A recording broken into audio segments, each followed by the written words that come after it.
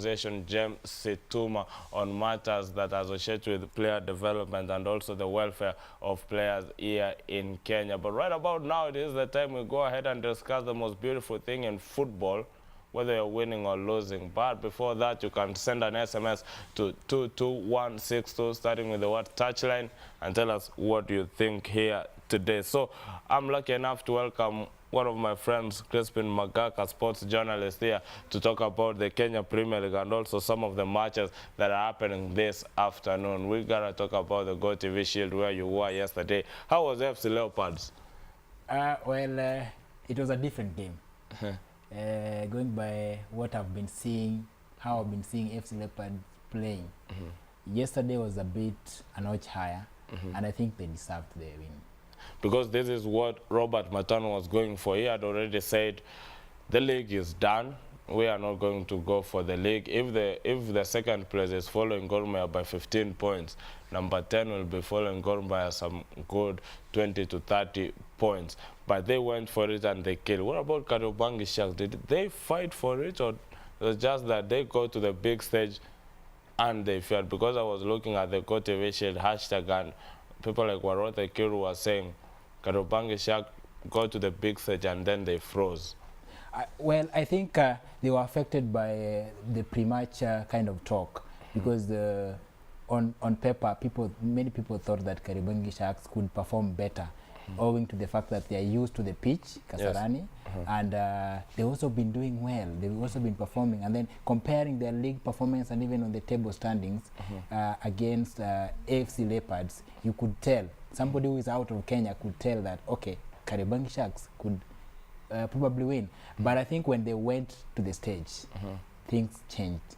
Because they found a very organized AFC Leopards, a team that was out to win, a team that knew that it's a do or die affair, a team that knew that the league is gone, but they still want to have a picture somewhere next year at the continent. Usually it's good riddance, so that now one of our biggest football clubs will be representing Kenya at the Confederation and also at the Champions League come next year. That is Gor Mahia and FC Leopards. Gor Mahia also this afternoon, they just need a point against Ulinzi Stars and they'll be home and dry with the Kenya Premier League title. Yeah, of course, yes. And I think they're going to be crowned today. Ulinzi Stars will be saluting them today.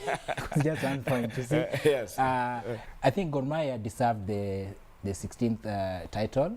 They've been quite consistent in the way they play, and especially when the new coach Dylan Kerr joined them. You see, he's done it well. I think he's won all the matches that he's been, apart from one. So I think that's a good kind of statistics. And then the players, you see, the players, they know what they want to do. They know that their duty is to win matches, and that's what exactly they've been doing.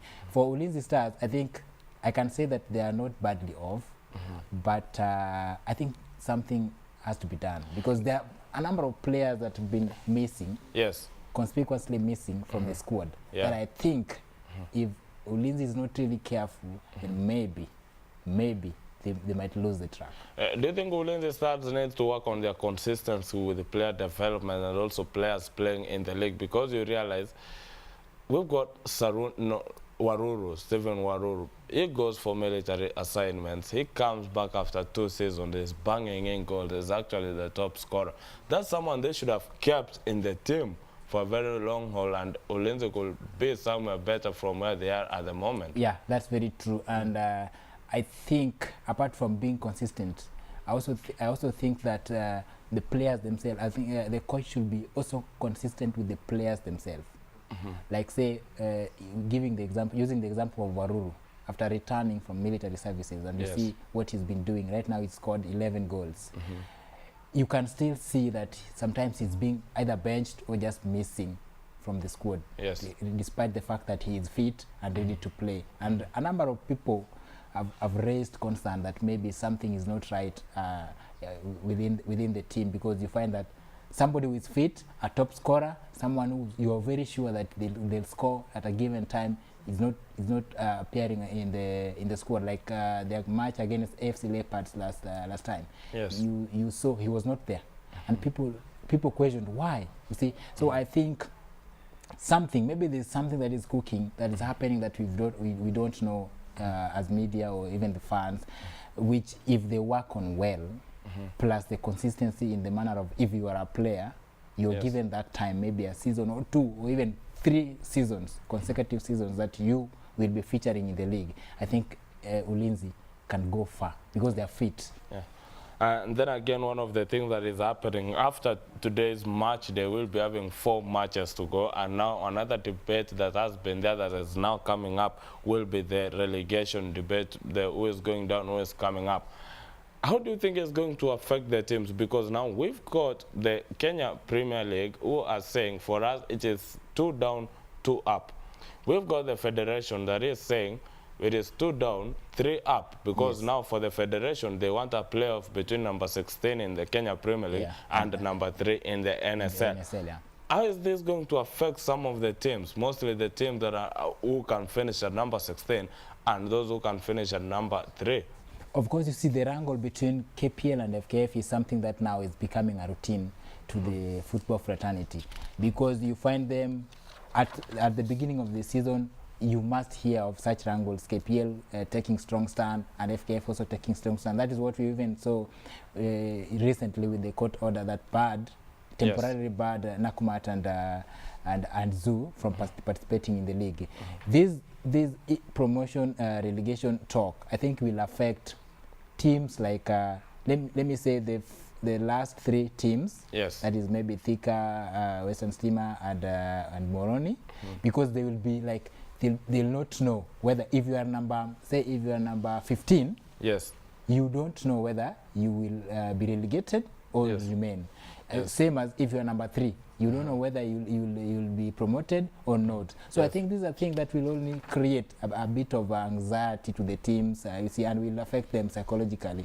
So I think this is a thing that should be sorted once and for all. Let FKF and KPL sit down and agree whether they are going for 18 teams once and for all, or they are remaining with the 16 teams. But for me, I've usually kept my stand that our quality doesn't deserve an 18-team league, and I usually say our quality deserves even a 12-team league or 14-team league. But you see, our president said that they want to do things professionally, and that's why he picked the Bundesliga format, whereby 3 teams, a playoff is played to see who is promoted. But again, the blunder that they did, either KPL and even FKF, is going to the court. You see, we don't know what FIFA will still will do, because you know, FIFA matters, football matters should not be taken to local courts. And that whatever we've seen is that both sides, KPL has taken FKF to the court, and FKF has also gone to the court to appeal. So that's a situation that we'll be monitoring. It's actually good enough that you brought the president into this conversation. Yesterday, you saw some of the fans with the placards at the stadium saying Ukumbi out, and also they were shouting to the Football Kenya Federation president. You were at the ground yesterday. What was the mood like from the fans when they could see Ukumbi? Of course, it was not a very good kind of picture, because most fans are now, let me say, for the lack of a better word, are now tired of Ukumbi regime. Going by his performance, because most of the times he's not done well with the national team. And you see, it is clear that the FKF president has an hand in the national team, because even if we don't want to beat around the bush or even think further, he is the one who appoints the head coach. And he's always defended him. Even if he fails or he does something that people do not expect, he's always defended him. So I think the fans are aware of this kind of situation, and now whenever they see Ukumbi and they see Mwenda, because Nick Mwenda was on the pitch there yesterday, they were usually provoked. And you see, going by some of the instances that have, there's an instant that happened during the match that also provoked fans, and they started now the 8-minute delay in the game. Yes, it was really not good for people. And it was started by the Kariobangi Sharks backroom staff itself, and they were at the background of the FC Leopards goal. This guy is going to go. Is he not going to stay? Because now, past him being at the national level, he has coached 17 matches so far. He has won 5, not competitive matches, lost 7, and drawn 5. Yes, won 5, drawn 5, lost 7. Yeah.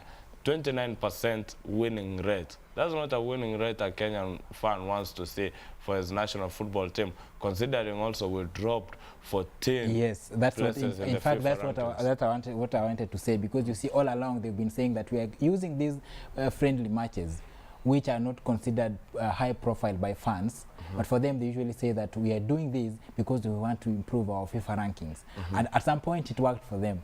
We were a bit rising, you see, but following the 2 friendly matches where we went, is it East or Middle East, and played Far East, and we played Thailand and Iraq, and you see, we deteriorated 14 places down. Yes. So that is a clear indication that even if we need to do friendly matches, then we need to be very careful in what kind of teams. Can we play Cameroon? Can we play Morocco? Can we play Nigeria? Can we play Ghana? You see, those are the teams that if we play, at least, if we are talking of FIFA rankings, then at least we can rise, if that's what they want. Because you see our neighbor Uganda is now in the top 70 mark and is really struggling because of the caliber of games Uganda is playing. You see Uganda going to the Africa Cup of Nations. Uganda is playing Ghana for the World Cup qualifiers, where we dropped out in the World Cup qualifiers in the first game. But also there's one match that is happening in Sudi, Bungoma at 3 p.m. today. That is Nzoia Sugar versus Tusker. Nzoia kick-started their season by defeating the champion Tusker 5-2 in the first leg. Can Francis Baraza reclaim Tusker's pride in Sudi? Well, I don't really think. You know, a number of things have changed. Yes. Because in the first match when Tusker was beaten 5-2, there are some key players that were at Nzoia. Yes. Like somebody like Boniface, the one who is now at Gor Mahia, the striker. You see, that's Mushiri. Is it Omondi or something? Yes. Boniface Omondi, I think. Yeah, Boniface Omondi. Yes. You know, he was, by that time, he was even the top scorer of Nzoia Sugar, and he played well in the first leg. Yes. Right now, he's not with them. So that means that they will definitely miss his services against Tusker. And again, for Tusker, things have changed. A number of things have changed. Of course, they didn't perform well, but you see, recently they even suspended the coach. Yes. And immediately they suspended the coach, they went and beat Nakumat. We can't say that Nakumat is a kind of a small team, being by the virtue of being promoted just the other day. But I think it's also a statistic that you suspend a coach and the team wins. You see, then today they are meeting. So a number of things have changed, but still, I can give Tusker an upper hand because they want to also keep their name. They are the defending champions. We do not forget about that. They know the league is gone, but they need to end it at a respectable kind of position. So I think maybe 1-0 for Tusker. Well, 2 matches are happening today at 3 p.m. in Kericho Stadium. Will be Ulinzi Stars welcoming Gor Mahia, and Gor Mahia needs a point, and they'll be home and dry with their 16th title at the office. They'll be keeping that one. But also at Sudi, Nzoia Sugar will be playing Francis Baraza's side, Tusker FC. But that is done for the Kenya Premier League. Let's look at our calendar today and talk about matches that will be happening in England, where the early kickoff is between Chelsea versus Watford. What do you make of that one? Antonio Conte is out here saying injuries are crippling me. Yes. Fixtures are congested and all that. He's crying a game which some of the managers are used to. What is he crying about?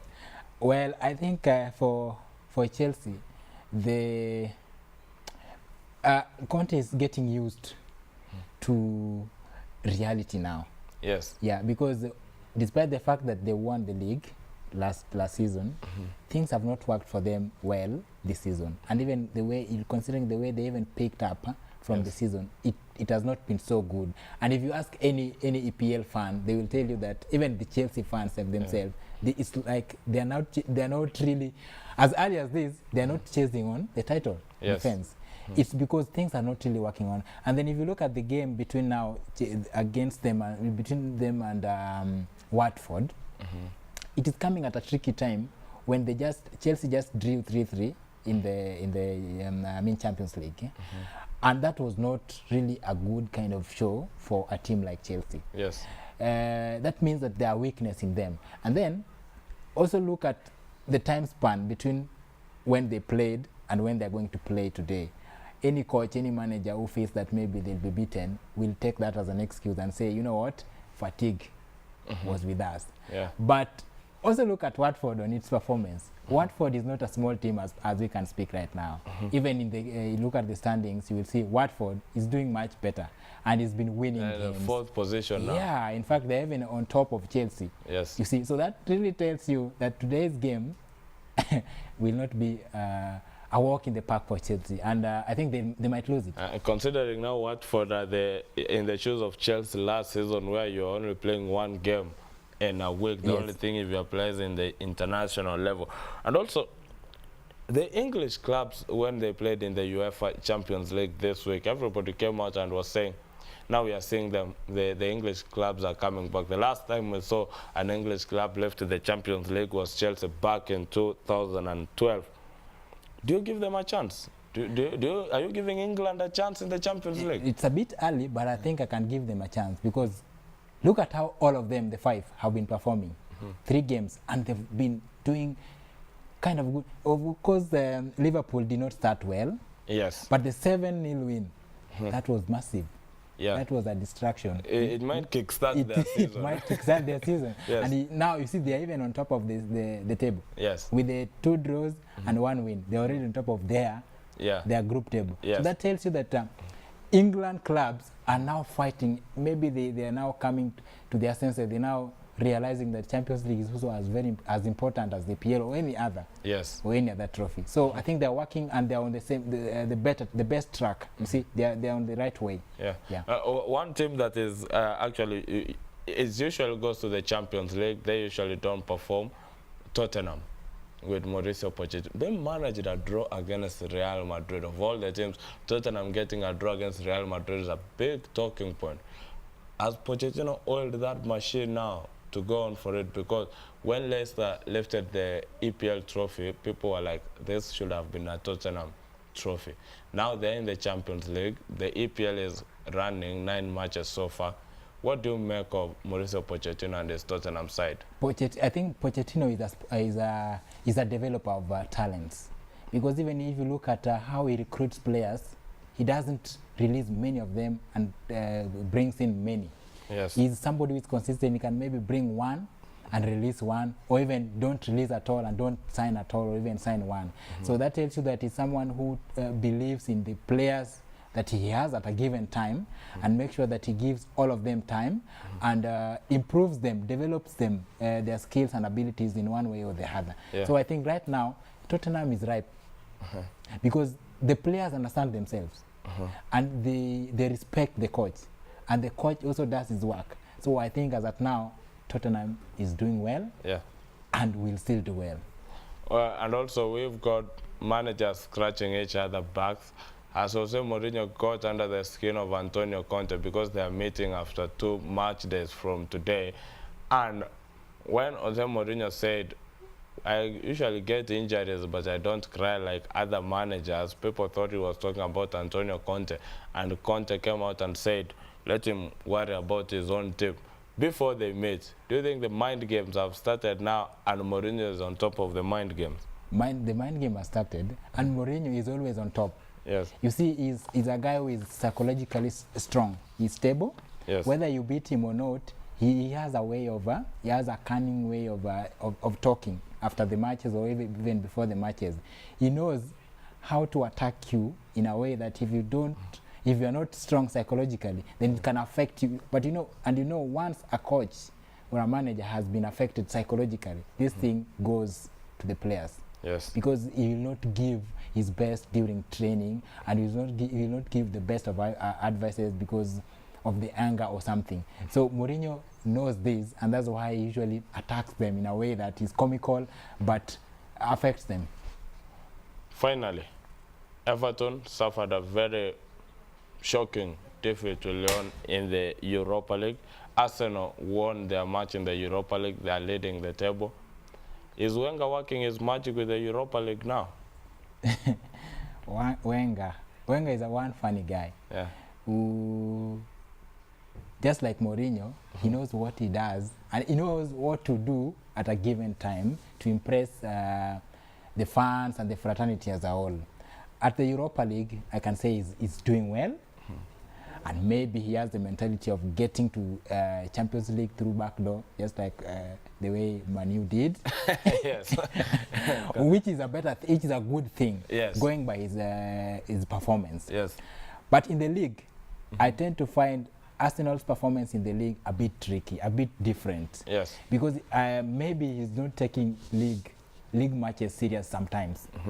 So I think Everton having lost their previous match and Arsenal having won their previous match, I think the team that will be coming to this match with a winning mentality is more of Everton than Arsenal. So I think it's a match that Arsenal fans might be prepared to lose and to cry, after the match. And then we've got Ronald Koeman, who is now facing serious sacking calls. Will he be sacked if he loses a match this weekend?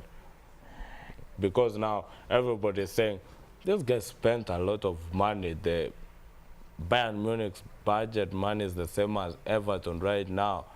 Why are we not winning? Will it be the last match of Ronald Koeman, or guys, the Everton fans will be patient with him? No, I don't. I think it could be the last match. Yeah. I think it could be. He just has to win. If not, the kind of pressure that has boiled right now, I think the guy might just be shown the door. Yeah. Yeah. Finally, which match will be following this here afternoon? Of course, this afternoon, if I get time, I'll follow the Chelsea match. Yeah. But of course, I'll also be following the Gor Mahia match because I need to see whether Ulinzi salutes. Yeah, you need to write a serious match report. Yeah, yes. Of a winner. With a big headline. With a big headline. Yeah. I really appreciate Chrispin for coming here. We have been talking with Chrispin Magak'S, sports journalist, on most of the football matches happening this afternoon. At 2:30 p.m. early kickoff, we'll be having Chelsea versus Watford. Then at 5, there will be many matches, but people will be following the Huddersfield versus Manchester United match.